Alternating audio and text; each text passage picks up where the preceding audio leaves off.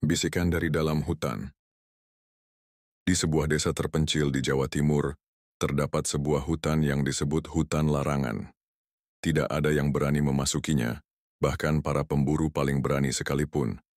Konon, di dalamnya bersemayam makhluk tak kasat mata yang menjaga rahasia besar sejak zaman dahulu.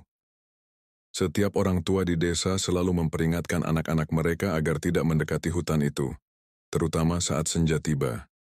Jika kau mendengar suara bisikan, jangan menoleh. Jangan pernah menoleh, begitu pesan mereka.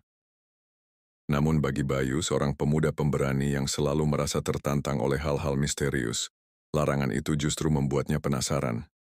Malam itu, ketika bulan purnama menggantung di langit, Bayu mengambil keputusan yang akan mengubah hidupnya selamanya. Bayu melangkah ke dalam hutan dengan senter kecil di tangannya. Udara di dalam hutan terasa lebih dingin, dan dedaunan bergerak pelan meski tak ada angin.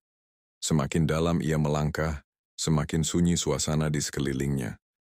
Tiba-tiba, dari kejauhan terdengar suara perempuan berbisik.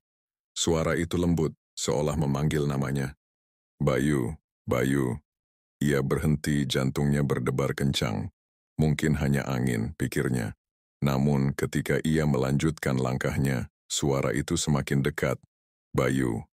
Ia ingat peringatan orang-orang di desanya. Jangan menoleh. Namun rasa penasaran menguasai dirinya. Dengan napas tertahan, ia menoleh ke belakang. Bayu membelalakkan mata.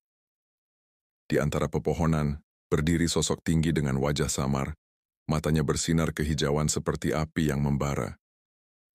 Tubuhnya seperti bayangan yang terus berubah bentuk, sesekali menyerupai manusia, lalu perlahan berubah menjadi sosok besar dengan ekor panjang. Bayu terpaku di tempatnya. Makhluk itu bukan manusia, bukan pula binatang. Ia adalah Banaspati, penjaga hutan larangan. Sungguh berani kau datang ke tempat ini, manusia. Suara makhluk itu bergema di udara. Bayu ingin lari tapi kakinya tak bisa digerakkan. Aku hanya ingin tahu apa yang ada di dalam hutan ini. Suaranya hampir tak terdengar.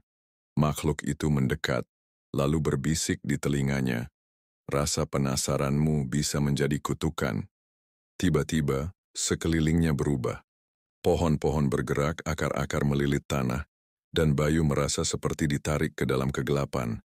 Bayu terbangun di tengah desa. Tubuhnya dingin dan berkeringat. Ia melihat sekeliling. Para tetangga menatapnya dengan wajah bingung dan takut. Kau sudah 3 hari menghilang. Seru ibunya sambil menangis. Bayu terdiam.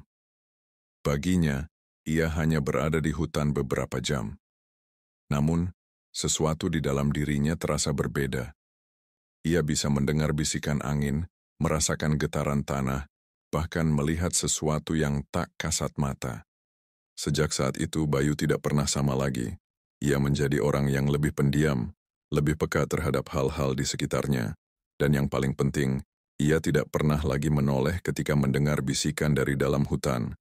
Karena kini, ia tahu apa yang ada di dalamnya. Oke teman-teman semuanya, sekian untuk kisah kali ini. Bagaimana menurut kalian untuk cerita horor kali ini? Tulis komentar kalian di kolom komentar dan kirimkan cerita horor kalian ke email di bio channel ini. Akhir kata saya ucapkan terima kasih.